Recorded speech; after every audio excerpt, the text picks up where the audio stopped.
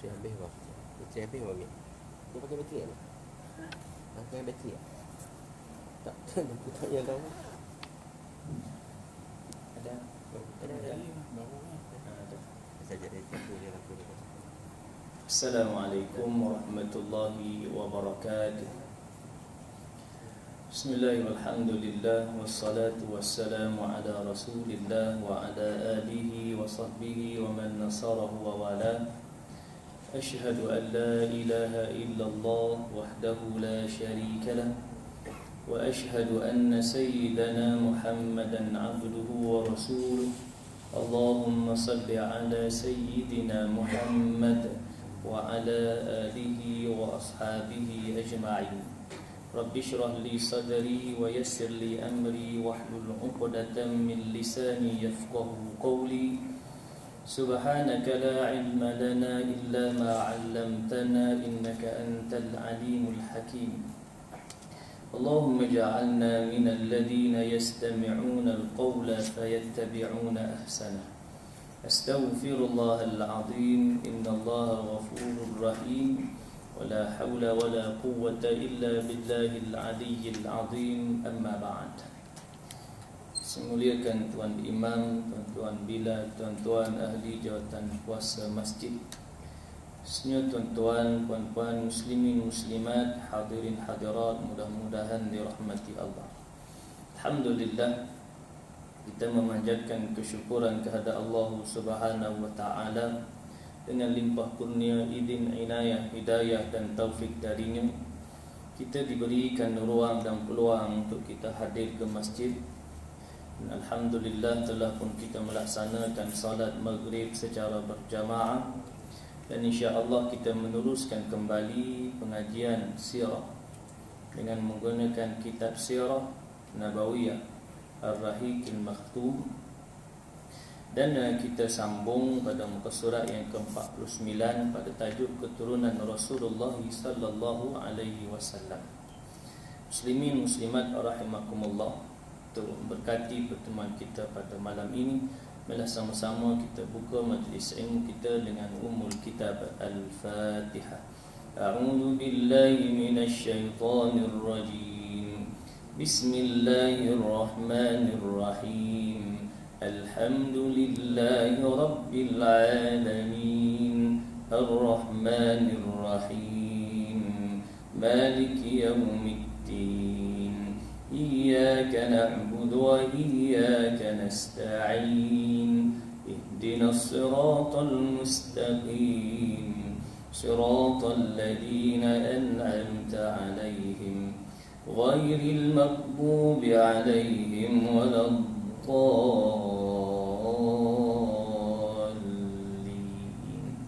Amin. Qala al-muallif rahimahullahu ta'ala wa nafa'ana bi'ulumihi fid dharain amin amin Allahumma amin.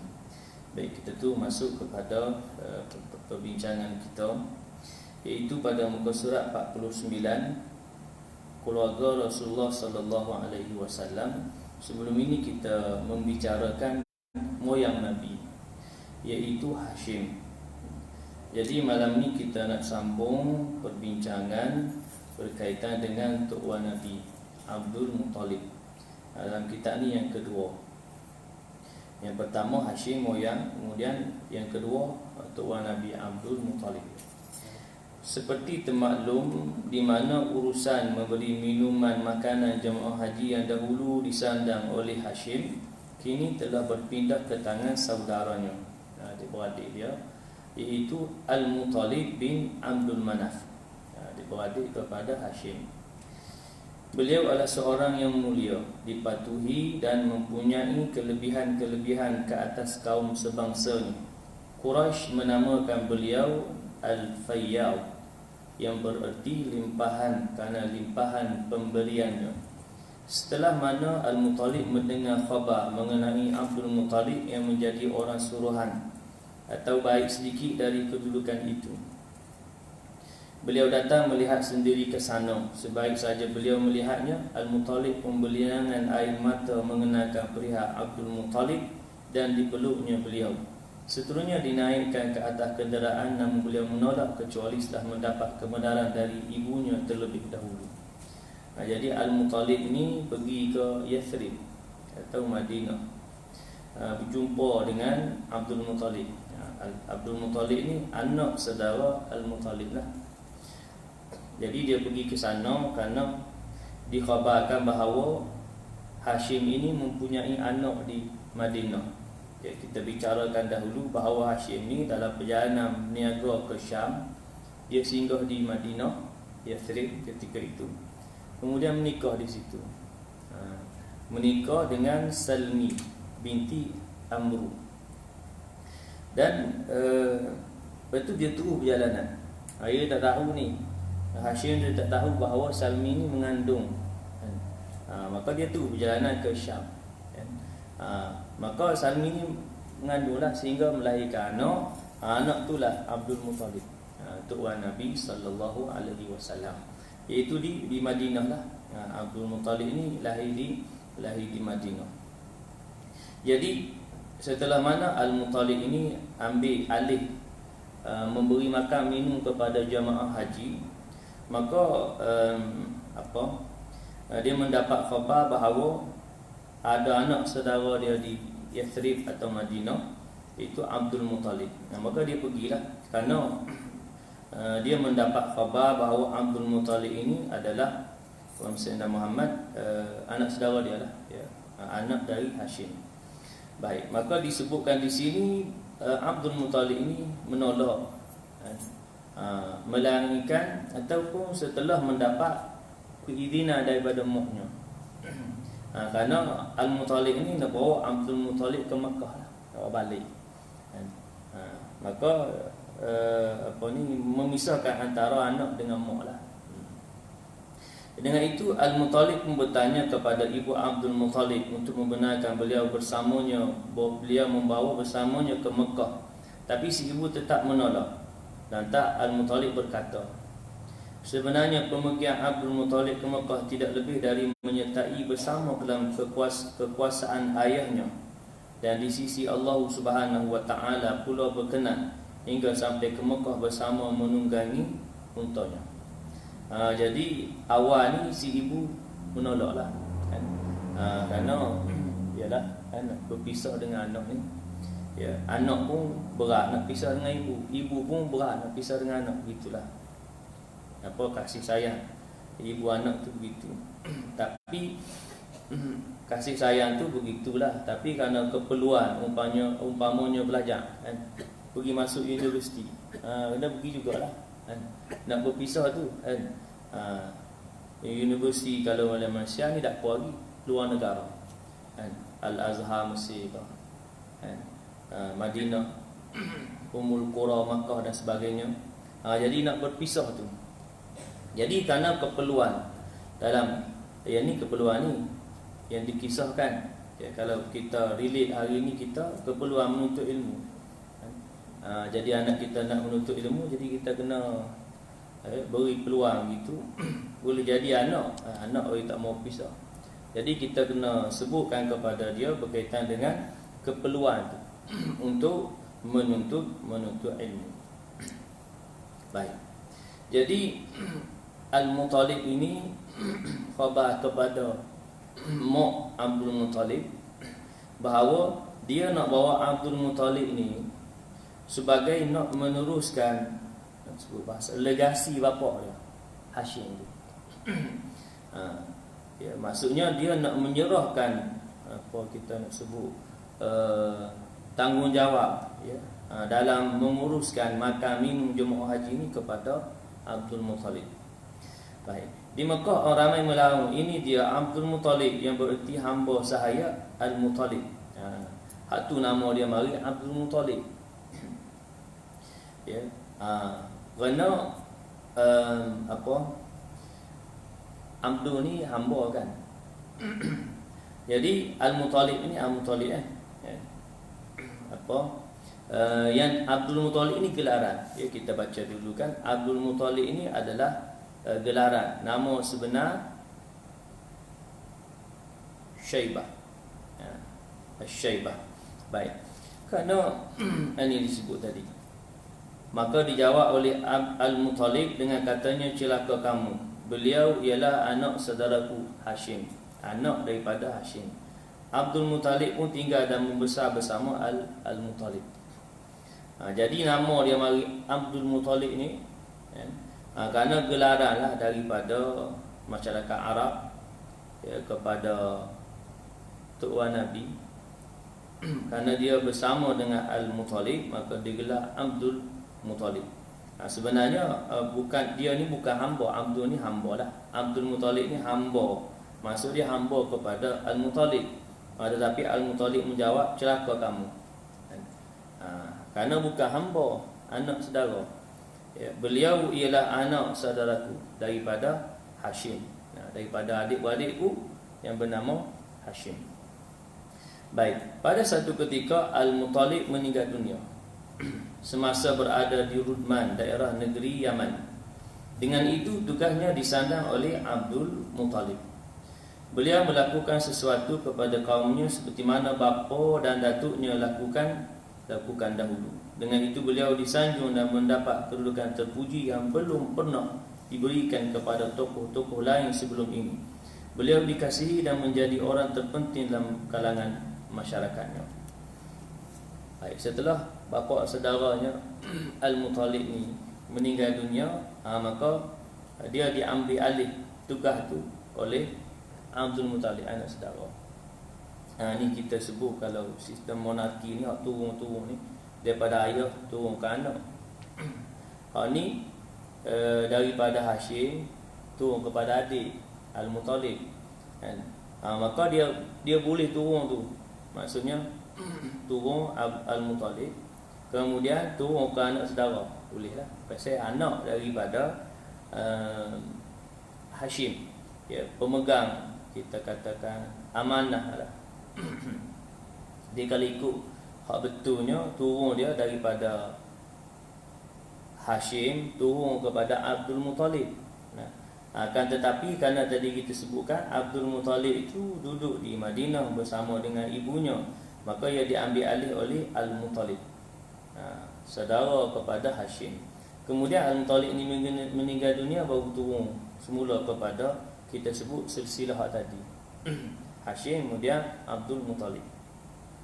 Baik. Jadi dia disanjung, dihormati kerana akhlak lah, sifat dia. Semasa kematian Al-Muttalib, Naufal telah melanggar ke halaman Abdul Muttalib menyebabkan kemarahan Abdul Muttalib. Lalu beliau meminta pertolongan dari tokoh-tokoh Quraisy, namun mereka berkata, kami tidak mahu campur tangan urusan kamu dan bapa saudara kamu. Dengan itu beliau meminta pertolongan bapa saudara sebelah ibunya. Di Makkah, saudara, bapa saudara belah ayah ni tak mau masuk campur. Dengan itu beliau meminta pertolongan bapa saudara sebelah ibunya di Yathrib di Madinah. Keturunan Banu An-Najjar di Yathrib, Madinah hari ini. Melalui beberapa rangkap syair. Di sana bapa saudaranya Abu Sa'ad bin Adi pun turun ke Makkah. Abdul Muttalib menyambut kedatangan mereka dengan katanya, dipersilakan ke rumah dahulu wahai ayahanda. Tetapi Abu Sa'ad menjawab, tidak, demi Allah, biar aku bertemu dengan Naufal terlebih dahulu. Abu Sa'ad menemui Naufal semasa beliau sedang duduk bersama ketua-ketua Quraisy. Tanpa berlengah lagi, Abu Sa'ad terus membunuh pedangnya ke muka Naufal sambil berkata, orang Arab ni dia garang lagi, dia kena bunuh pedang. Kira hak jenis ni lah kan. Demikian juga Umar, Sayyiduna Umar Al-Khattab ni kira mari nak marah, keluar pedang tu. Itu. Baik. Demikian ni lah. Tapi tak pancung pun lagi, cuma sebagai nak ni lah, nak menyatakan kemarahan tu. Dia mari menyatakan kemarahan ni, buat keluar pedang. Baik. Kemudian membunuh pedangnya ke muka Naufal sambil berkata, demi Tuhan rumah ini, sekiranya engkau tidak kembalikan laman Abdul Muttalib yang engkau rampas itu, ini dia pedang untuk engkau. Ini dia pedang. Pedang ni nak tebas lah, nak libas. Maka kata Naufal, ya aku serahkan kembali haknya itu, di mana kalian ketua-ketua Quraisy menjadi saksi kepada apa yang telah aku lakukan tadi. Kemudian barulah beliau berpatah balik ke rumah Abdul Muttalib. Selama 3 hari beliau tinggal di rumahnya. Setelah selesai melakukan umrah, beliau terus pulang ke Madinah. Namun setelah semuanya berlaku, pihak Naufal membuat pakatan dengan Banu Abdul Syam bin Abdul Manaf untuk menentang Banu Hashim. Tetapi Khuza'ah mendapati mereka berkewajipan membantu Banu An-Najjar demi kepentingan Abdul Muttalib dengan berkata, kami yang melahirkannya sebagaimana kamu juga. Untuk itu kami lebih berkewajipan untuk membantunya kerana ibu Abdul Muttalib adalah dari keturunan Khuza'ah. Tanpa berlengah lagi mereka memasuki Darun Nadwah dan membuat pakatan setia dengan Banu Hashim untuk menentang Banu Syam dan Naufal. Perjanjian inilah yang membawa kepada pembukaan kota Mekah seperti yang diperkatakan. Baik. Jadi berlaku, kita sebutkan perselisihan faham lah, ya, dalam kalangan Quraisy ini, masyarakat Arab Quraisy di Makkah, sehingga kan disebutkan dalam riwayat ini Naufal, ya, merampas, ya, apa itu kita sebutkan haknya Abdul Muttalib. Kemudian Abdul Muttalib ni minta lah bantuan dari keluarganya yang berada di Mekah, belah bapak lah. Mekah ni belah bapak. Tapi keluarga yang belah bapak ni tak mau masuk campur lah. Ya, kerana sebenarnya dalam kalangan keluarga belaka tu. Jadi terpaksa lah Abdul Muttalib minta pertolongan dari sebelah ibu. Sebelah ibu di Madinah. Dan maka datanglah bapa saudaranya yang bernama Abu Sa'ad bin Adi. Jadi selesailah di situ. Jadi kemenangan pada pihak Abdul Muttalib lah, kerana ada yang membantu, iaitu Banu An-Najjar. Baik, di antara peristiwa penting yang berlaku terhadap Abdul Muttalib berhubung Baitul Haram ialah penggalian Telaga Zamzam dan pelanggaran tentera bergajah. Dua ni peristiwa besar. Ya, dalam apa itu zamannya Abdul Muttalib. Dia penggalian Telaga Zamzam ni disebut sedikit, dia punya kisah dia diceritakan di sini. Ya, dalam kitab Sirah Nabawiyah Ali Ibn Hisham diceritakan secara lebih detail lah. Sini ringkas je. Ringkasan peristiwa pertama, penggalian Telaga Zamzam. Telaga Zamzam ni untuk makluman tuan-puan tak pernah kering. Makna tak pernah kering lah. Hak ni tertimbun. Kerana ditimbun, mari kita akan baca. Ia berlaku di mana Abdul Muttalib bermimpi. Masa ni Telaga Zamzam ni ditimbun, tak ada lah. Bukan kata kering, ditimbun. Dan melihat dalam tidur bahawa beliau diperintah menggali Telaga Zamzam, dan diperlihatkan juga tapaknya kepada beliau dalam mimpi tersebut. Beliau terus menggali dan menjumpai barang-barang yang dikambus oleh kabilah Jarhum atau Jarhum atau Jurhum, disebut kabilah Jurhum, yang Allahumma salli ala Muhammad. Ini panjanglah cerita sebelum daripada kisah ni. Sebelum daripada Allahumma salli ala Muhammad, Abdul Muttalib ni lagi lah, ya. Kabilah Jurhum ini nak sebut lagu mana, menjajah lah, menjajah kemudian berkuasa di Makkah. Kemudian bila Allahumma salli ala Muhammad, mereka kalah, ya, dalam pertempuran lah. Kalah, kemudian sebelum mereka meninggalkan Makkah tu, mereka timbul Telaga Zamzam. Kabilah Jarhum dicambuk atau ditimbuh oleh kabilah Jarhum semasa mereka melarikan diri dari Makkah. Di antara barang-barang tersebut ialah pedang-pedang, baju besi, 2 anak patung berbentuk kijang yang diperbuat dari emas tulen. Dari pedang-pedang tadi dibinanya pintu Kaabah, dan 2 patung kijang tadi diletakkan di pintu Kaabah. Beliau mengadakan sistem pembayaran minuman Zamzam kepada jamaah haji. Setelah Telaga Zamzam tadi menampilkan Abdul Muttalib, maka pihak Quraisy cuba mencabarnya dengan berkata, ayo biarlah kami berkongsi dengan kamu. Jawab Abdul Muttalib, tidak, aku tidak akan lakukannya kerana Allah telah memberi keistimewaan kepadaku. Namun demikian mereka tidak membiarkannya. Di situ mereka keluar mencari keadilan hinggalah mereka bertemu dengan Banu Sa'ad. Bila perjalanan mereka, Allah Subhanahu Wa Taala telah memperlihatkan kepada mereka sesuatu yang membuktikan bahawa Telaga Zamzam itu mempunyai keistimewaannya, dan ia adalah hak Abdul Muttalib. Dengan itu Abdul Muttalib bernazar sekiranya Allah mengurniakan beliau dengan 10 orang anak lelaki, sehingga mereka balik, maka akan disembelihkan salah seorang dari mereka di tepi Kaabah. Ni mari pula kisah. Nanti kita akan bicara, dia tak mari lagi ni, dia akan mari nanti. Kisah pengorbanan. Kerana dia bernazar, dia bersumpah ni, nak korbankan, kalaulah dia mendapat 10 orang anak lelaki, maka dia akan korbankan seorang. Dia akan, apa nak sebut ni, disembelih, dikorbankanlah, mengorbankan seorang di tepi Kaabah. Maka nazar dia ni, apa dia kata dalam bernazar ni, doa lah kan. Biasalah, kita pun dibenarkan untuk bernazar. Nazar ni kita minta kepada Allah dengan ada sumpah, ada janji kita nak buat. Sekira mana aku dapat ni, aku nak buat ni. Gitu.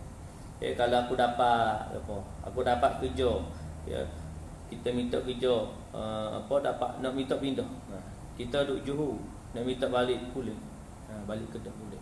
Sekiranya aku dapat lah pindah mari balik Kedah, dapat boleh. Aku nak menazar, nak sembelih seekor lembu contoh. Maka minta lah, kemudian dapat pindah balik boleh. Maka wajiblah dia laksanakan nazar dia tadi. Pasal sempurna dah apa yang telah dia kehendakkan, apa yang telah dia tuntut atau berjanji kepada Allah Subhanahu wa taala. Kitalah istilah kita ginilah Islam. Tapi dengan syarat sesuatu yang tidak bertentangan dengan syarak lah. Yang yang mampulah, yang dibenarkan. Jangan pula kalau aku dapat ni, aku nak sembelih seekor gajah. Mana ada orang sembelih gajah, nak buat apa? Mana ada orang makan gajah. Tu. Jadi benda-benda yang keluar daripada logik lah kan. Maka beratlah nak buat lagi mana. Nak dapat gajah pun payah dah. Contoh. Maka dia ada, kita katakan kafarah atas nazar dia. Baik. Jadi nanti kita akan bertemu dengan kisah ni, yang mana Abdul Muttalib dapat 10 orang anak. Yang anak yang terakhirnya ayah Nabi lah, Abdullah. Nanti kita akan bicarakan ringkasan peristiwa kedua, di mana Abraha As-Sabbah Al-Habashi, wakil penguasaan Al-Yaman bagi pihak An-Najashi, Raja Habsyah, melanggar Kaabah, nak menyerang Kaabah. Iaitu setelah mana beliau mendapati seluruh bangsa Arab berkunjung ke Kaabah menunaikan ibadah di sana. Raja Najashi ni cemburulah, berdengki kepada Kaabah itulah. Dia cemburu kepada Kaabah pasal dia tengok Allahumma salli ala Muhammad, masyarakat Arab ni kira berkunjung atau kita sebut pergi ke Mekah, kunjung ke Kaabah. Jadi dia iri hati. Dia tak puas hati. Asal iri hati dia ni, dia tak serang lagi. Dia tengok pasal apa masyarakat Arab pergi ke Mekah ni, pergi ke Kaabah ni. Dia tengok Kaabah ni tak ada apa pada dia, petok 4 segi contoh. Itu setelah mana beliau mendapat seluruh bangsa Arab berkunjung ke Kaabah menunaikan ibadah haji di sana. Oleh itu beliau membina sebuah gereja besar di Sana'a, Yaman, untuk mengalih pengaliran dan kunjungan bangsa Arab ke sana. Dia nak tarik. Setelah dia tengok bangsa Arab ni pergi ke Mekah ni, nak pergi Kaabah tu. Tengok pasal dia tengok tawaf tu kan, mengelilingi Kaabah tu. Kemudian dia pun binalah sebuah gereja besar di Sana'a. Besar, satu gereja tu besar satu hal, kemudian diukir dengan begitu cantik lah. Dia bertatahkan emas permata macam-macam. Nak tarik perhatian ni supaya beralih bangsa Arab ni, tak beralih daripada Mekah Kaabah tu pergi ke gereja besar dia. Baik. Kemudian setelah hal ini diketahui oleh salah seorang Arab dari keturunan Kinanah, maka pada satu malam beliau mengisi gereja tadi dan sembahyang dengan najis-najis. Apabila hal ini diketahui oleh Abraha, beliau marah dan meradang dan menghantar angkatan tenteranya sebanyak 60,000 orang askar menuju ke Kaabah untuk membunuhnya. Ini mari satu riwayat lah. Maka di sana ada yang disebutkan dari dalam riwayat ini, bahawa ada dalam kalangan Arab, salah seorang bangsa Arab di keturunan Kinanah ni, Masuk ke gereja ni maksudnya buat ona gitulah. Masuk ke gereja ni buat ona, sembahyang berserta dengan haji lah. Itu disebutkan dalam riwayat ni. Dalam riwayat yang lain ada mengatakan bahawa Allahumma salli ala Muhammad, yang depa buat ni, gereja hak depa buat besar ni, kemudian cantik ni apa semua, tidak dapat menarik ni bangsa Arab pergi ke situ. Pasal bangsa Arab ni pergi ke Kaabah tu lah, kerana ada kelebihan dan kemuliaan di pada Kaabah tu sendiri.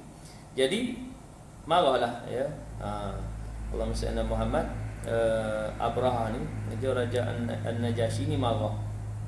Kemudian dia menghantar tentera, disebutkan dalam riwayat ini 60,000 orang askar menuju ke Kaabah untuk membunuhnya. Beliau menunggang seekor gajah yang besar, Abraha. Tentera bergajah, ni gajah-gajah. Keseluruhan angkatan bergerak dengan jumlah 9 atau 13 ekor gajah. Ni mari dua riwayat kat sini. Ikhtilaf, ada kata 9, ada kata 13. Tak apalah mana pun, tapi ada gajah lah, gajah tu. Beliau bergerak sehingga tiba di tempat bernama Al-Mughammas. Di sana beliau menyusun pergerakan tenteranya. Gajahnya sendiri bersedia untuk memasuki Kaabah. Apabila mereka tiba di tempat bernama Wadi Muhsab yang terletak di Muzdalifah dan Mina, gajah-gajah itu pun berhenti. Bila sampai di Muzdalifah ni, Wadi Muhsab, gajah ni berhenti, tak sejalan. Ya, gajahnya Abraha ni, nama gajah besar ni, gajah Abraha ni gajah yang besar, yang bernama Mahmud. Ada nama, yalah, dia binatang-binatang ni pun kan, kalau orang tunggang kuda, belum kuda dia pun ada nama kan. Ni pun ada nama jugalah. Nama kuda Abraha ni riwayat mari sebut Mahmud. Tak mahu, tak bila hala ke Kaabah tu, dia tak mau jalan tu. Bila kali mari ke belakang, baru nak jalan. Apabila dihalakan gajah-gajah itu ke arah timur dan selatan, ia bergerak. Bila hala ke barat, bila hala ke Kaabah ni, barat lah kan. Gajah tak sejalan. Kan? Tu kan nak sepak gajah besar. Kan? Kalau lembu boleh gagah lagi. Kan? Kalau Allahumma salli ala Muhammad, binatang himar, kan? Keldai boleh gagah lagi. Nak sepak dia, mu jalan berapa berhenti kan. Malah tak. Gajah nak sepak tak pasal Jadi gajah tu tak mau jalan. Bila alih mari ke timur atau selatan, baru jalan. Baru mana bangun jalan. Makna dia tak mau pergi pasal niat tadi kan. Kerana dia mengetahui bahawa binatang ni kan, makhluk Allah, malah binatang ni seluruhnya bertasbih kepada Allah. Walau bagaimanapun, apabila dihalalkan ke arah Kaabah, ia tidak berganjak, malah terus duduk. Dalam keadaan ini Allah Subhanahu wa taala menghantar burung-burung ababil, lalu melontarkan kepada mereka batu-batu dari neraka, dan mereka menjadi seperti pepohon yang dimakan ulat. Surah apa? Al-Fil. Surah Fil, surah gajah. Surah gajah, binatang besar tapi muju surah pendek. Baqarah kecil tapi panjang, surah panjang. Ya, kalau orang tak tahu surah-surah ni, kan, baca dia surah Baqarah panjang. Tu imam kata ni baru surah Baqarah, esok aku nak baca surah Fil gajah. Tak mari dah. Padahal surah gajah ni pendek kan. Tu. Pasal binatang ya, kan, bukan surah tu. Nama surah tu mari sebut kisah ada dalam surah tu. Kisah dalam Baqarah tu, kisah daripada hak Bani Israel tu tak banyak ayat lah, dalam beberapa ayat.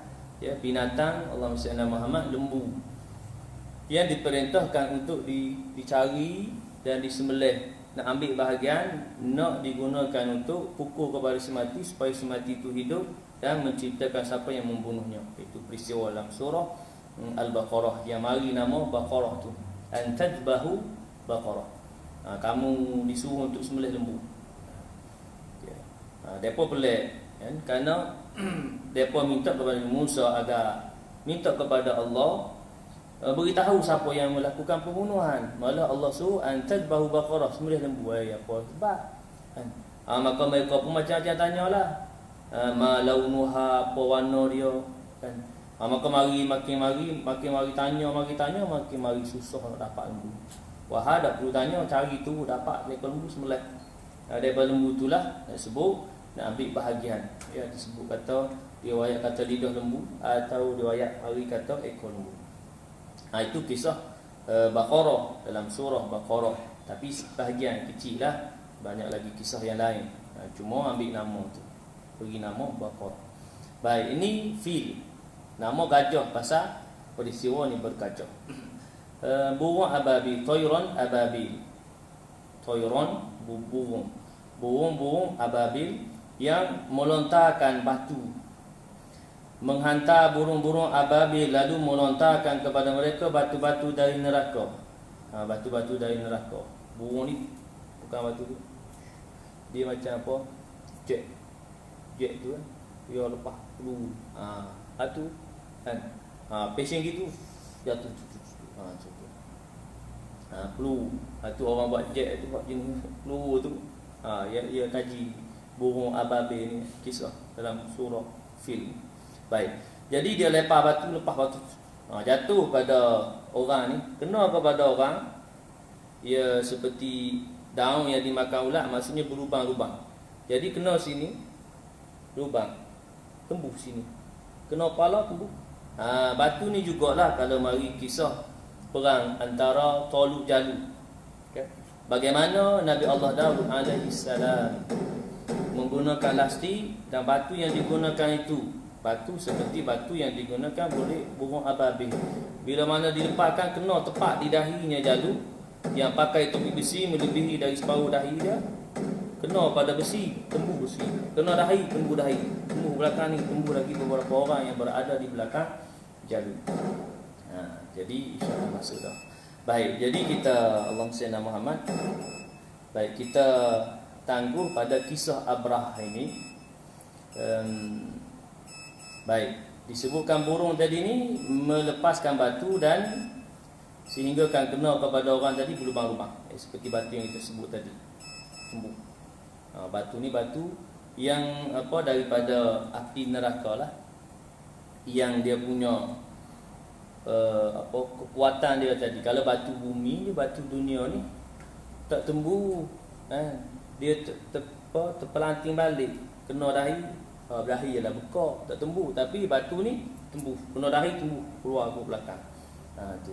Jadi kita berhenti di sini dulu untuk kisah Abraha, tentera bergajah, dan insya-Allah kita akan sambung pada pertemuan yang akan datang, kerana insya-Allah masuk dah. Ya, jadi sekali lagi ni habislah kisah kita sebutkan sejarah ataupun keluarganya, keturunan Rasulullah dan keluarga baginda Nabi sallallahu alaihi wasallam.